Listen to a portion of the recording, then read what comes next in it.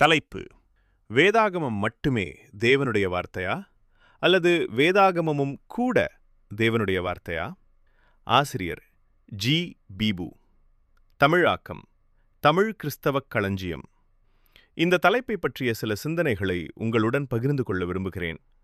என்னுடன் சேர்ந்து நீங்களும் சிந்திக்கும் விதமாக இந்த கட்டுரையை ஒரு கேள்வியுடன் நான் தொடங்க விரும்புகிறேன். எனவே நான் கேட்கும் இந்த கேள்வியை நீங்கள் கவனமாக புரிந்து கொண்டு பதிலளியுங்கள். கேள்வி என்னவென்றால், வேதாகமம் மட்டுமே தேவனுடைய வார்த்தையா, அல்லது வேதாகமமும் கூட தேவனுடைய வார்த்தையா? இந்த இரண்டில் எது உண்மை? நிச்சயமாக முதல் கூற்றுதான் உண்மை. அதாவது, வேதாகமம் மட்டுமே தேவனுடைய வார்த்தை என்ற பதிலில் நாம் அனைவரும் உடன்படுவோம் என்று நம்புகிறேன். வேதாகமமும் கூட தேவனுடைய வார்த்தை என்று சொன்னால், வேதாகமம் அல்லாத மற்ற எதிலோ தேவனுடைய வார்த்தை இருக்கிறது என்று அர்த்தமாகிவிடும் அல்லவா? பரிசுத்த ஆவியானவரின் வழிநடத்துதலுக்கும் வேதாகமமே ஆதாரமாக இருக்கிறது என்று நாம் புரிந்து கொள்ள வேண்டும். வேதாகமத்திற்கு அப்பாற்பட்டு எந்த ஒரு புதிய தகவலையோ புதிய செய்தியையோ தேவன் நமக்கு தருவதில்லை. பரிசுத்த வேதத்தில் உள்ள காரியங்களை அடிப்படையாக கொண்டே அவர் நம்மை நடத்துகிறார். வேத செய்தியை புரிந்து கொள்ளும் விதமாக நம் மனக்கண்களை பிரகாசமாக்குகிறார். வேதத்தில் உள்ள நியமங்களை ஒவ்வொரு சூழ்நிலைக்கும் எப்படி பயன்படுத்த வேண்டும் என்பதை நினைப்பூட்டி நம்மை நடத்துகிறார் என்று மிகவும் தெளிவாக நாம் புரிந்து கொள்ள வேண்டும். இந்த விளக்கங்கள் அனைத்தும் வேதாகமம் மட்டுமே தேவனுடைய வார்த்தை என்ற அடித்தளத்திலிருந்து சொல்லப்பட்டவை ஆகும்.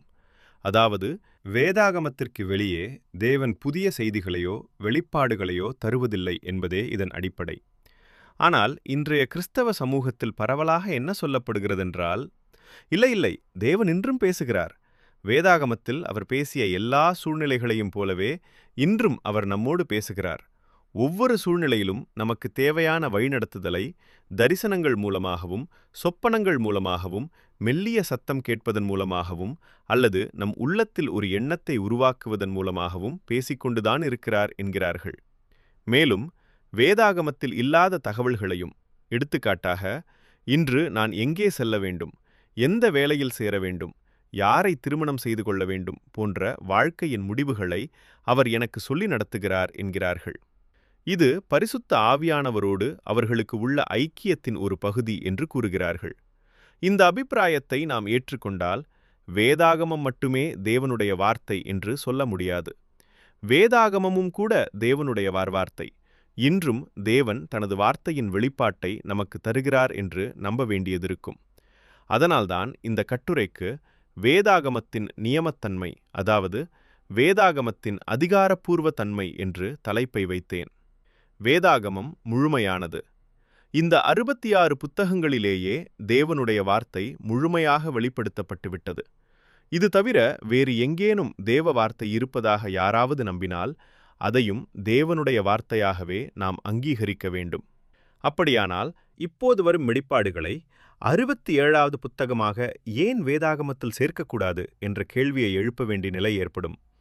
அதற்கு சிலரின் பதில் எப்படி இருந்தது என்றால், வெளிப்படுத்தின விசேஷம் 22:18 இதோடு எதையும் கூட்டக்கூடாது என்று சொல்லப்பட்டுள்ளதே, எனவே வெளிப்பாடுகள் அதோடு நின்றுவிட்டன, அதை நாங்கள் வேதாகமத்தில் சேர்க்க மாட்டோம் என்கிறார்கள்.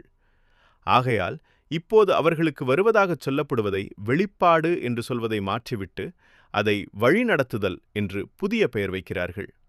ஆனால் நான் அப்படிப்பட்டவர்களை பார்த்து கேள்வி எழுப்புவது என்னவென்றால், தேவன் எப்போது வெளிப்பாடுகளை கொடுத்தாலும் அது எதற்காக? வழிநடத்துதலுக்காகவே கொடுத்தார்.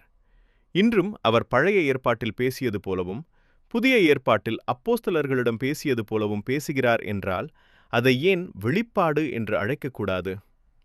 நீங்கள் வெளிப்படுத்தின விசேஷத்தை காட்டி வேதத்தில் சேர்க்கக்கூடாது என்கிறீர்கள். ஆனால் உபாகமம் 4:2 வார்த்தையோடு எதையும் கூட்டக்கூடாது என்றுதான் சொல்லப்பட்டுள்ளது.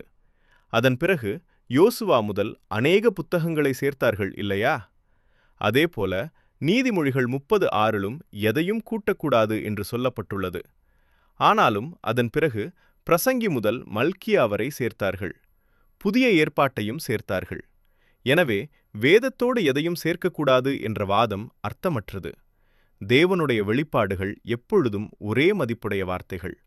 ஆகையால் இந்த 66 புத்தகங்களோடு தேவனுடைய வெளிப்பாடுகள் முடிந்துவிட்டன என்று நாம் ஏன் நினைக்க வேண்டும்? இது வேதாகமத்தின் நியமத்தன்மையை சவால் செய்யும் ஒரு பிரச்சனையாகும். இந்த கெனானிசிட்டி என்றால் என்ன? வேதாகமத்தில் எந்த புத்தகங்கள் இருக்க வேண்டும், எவை இருக்கக்கூடாது என்பதை நிர்ணயிக்கும் முறை. திருச்சபை வரலாற்றை பார்த்தால் ஆதிசபை முதல் 2-3 நூற்றாண்டுகளில் நாஸ்டிக்ஸ், அதாவது ஞானவாதிகள் என்ற ஒரு கூட்டத்தார் இருந்தார்கள். தங்களுக்கு மட்டுமே மறைவான சத்தியங்கள் தெரியும் என்று கூறிக்கொண்டு அவர்கள் அப்போஸ்தலர்களின் பெயர்களில் சில புத்தகங்களை எழுதி சபைகளில் பரப்பினார்கள். அப்போது சபைக்குள் எந்த புத்தகம் அப்போஸ்தலர்களால் எழுதப்பட்டது, எது போலியானது என்ற குழப்பம் வந்தது. அந்த நேரத்தில் கிபி 3 அல்லது 4ஆம் நூற்றாண்டில் சபையானது கூடி விவாதித்து தற்போதைய 27 புதிய ஏற்பாட்டு புத்தகங்களே அதிகாரப்பூர்வமானவை என்று முடிவு செய்தனர். இதை வைத்து சிலர் என்ன சொல்கிறார்கள் என்றால், பரிசுத்த ஆவியானவரே சபை பிதாக்களை வழிநடத்தி இந்த 27 புத்தகங்களை அடையாளம் காட்டினார், இல்லையென்றால் மனிதர்கள்தான் இதை தீர்மானித்தார்கள் என்று ஆகிவிடும் என்று வாதிடுகிறார்கள். ஆனால் எனது முக்கியமான கேள்வி இதுதான்: இந்த 100க்கும் மேற்பட்ட புத்தகங்களில் 27 புத்தகங்கள் தேவனுடைய வார்த்தை என்று மனிதர்கள் தீர்மானித்தார்களா, அல்லது அந்த 27 புத்தகங்களும் இயல்பாகவே தேவனுடைய வார்த்தையாக இருந்ததனால் அவற்றை திருச்சபையானது அடையாளம் கண்டு அங்கீகரித்ததா? வேதாகமம் என்பது தன்னையே நிரூபிக்கும் தன்மை கொண்டது. புதிய ஏற்பாட்டின் நியமத்தன்மை பழைய ஏற்பாட்டு தீர்க்க தரிசனங்களை அடிப்படையாக கொண்டது. உபாகமம் 18ஆம் அதிகாரம் 18ஆம் வசனத்தில் தேவன் கூறுகிறார், உன்னைப்போல ஒரு தீர்க்கதரிசியை நான் அவர்களுக்காக அவர்கள் சகோதரரிலிருந்து எழும்ப பண்ணி என் வார்த்தைகளை அவர் வாயில் அருளுவேன். நான் அவருக்கு கற்பிப்பதையெல்லாம் அவர் அவர்களுக்குச் சொல்லுவார். இந்த தீர்க்க தரிசனத்தின்படி வந்தவர் இயேசு கிறிஸ்துவே. அவர் புதிய வெளிப்பாடுகளை கொண்டு வந்தார். அந்த செய்திகளை உலகிற்கு அறிவிக்க தம்முடன் இருந்த அப்போஸ்தலர்களை சாட்சிகளாக நியமித்தார். யோவான் 15ஆம் அதிகாரம் 27ஆம் வசனத்தில், நீங்களும் ஆதிமுதலாய் என்னுடனே கூட இருந்தபடியால் எனக்கு சாட்சிகளாயிருப்பீர்கள் என்று இயேசு கூறுகிறார். அப்போஸ்தலர்கள் தாங்கள் கண்டதை கேட்டதை சாட்சியாக எழுதினார்கள். தாங்கள் எழுதுபவை தேவனுடைய வார்த்தை என்பதை அவர்கள் அன்றே அறிந்திருந்தார்கள்.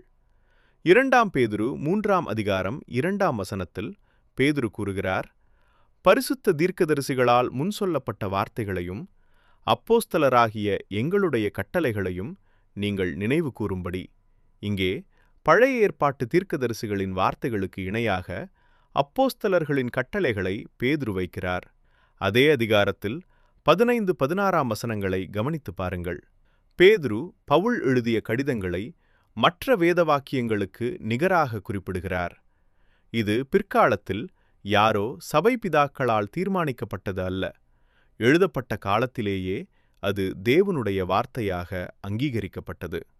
எபிரெயர் 2ஆம் அதிகாரம் 3ஆம் மற்றும் 4ஆம் வசனங்களில் வாசிக்கிறோம், இந்த இரட்சிப்பு முதலாவது கர்த்தரால் அறிவிக்கப்பட்டு பின்பு அவரிடத்தில் கேட்டவர்களாலே நமக்கு உறுதியாக்கப்பட்டது.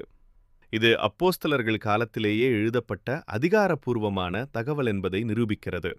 எனவே அப்போஸ்தலர்கள் எழுதிய கடிதங்களும் அவர்களோடு நேரடி தொடர்பில் இருந்தவர்கள் எழுதிய புத்தகங்களுமே தேவனுடைய வார்த்தை என்று ஆதிசபை ஆரம்பத்திலேயே ஏற்றுக்கொண்டது. வேதமே தனக்கான அதிகாரத்தை தன்னுள் கொண்டுள்ளது.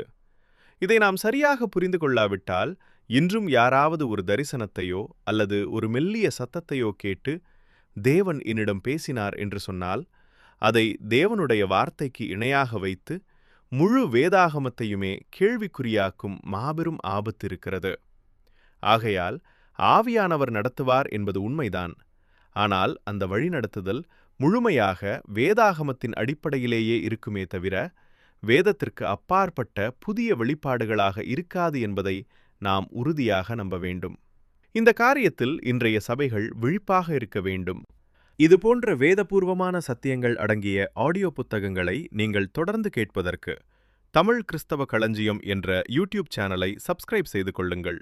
மேலும் வேதபூர்வமான கட்டுரைகள், புத்தகங்கள், கிறிஸ்தவ கீர்த்தனை பாடல்கள், வேத வினாவிடை, வேதாகம விளக்கங்கள் மற்றும் பல ஆவிக்குரிய வளங்கள் எங்களுடைய இணையதளமான truthintamil.com என்ற கூகுளில் தேடினால் தமிழ் கிறிஸ்தவ களஞ்சியம் என்று வரும்.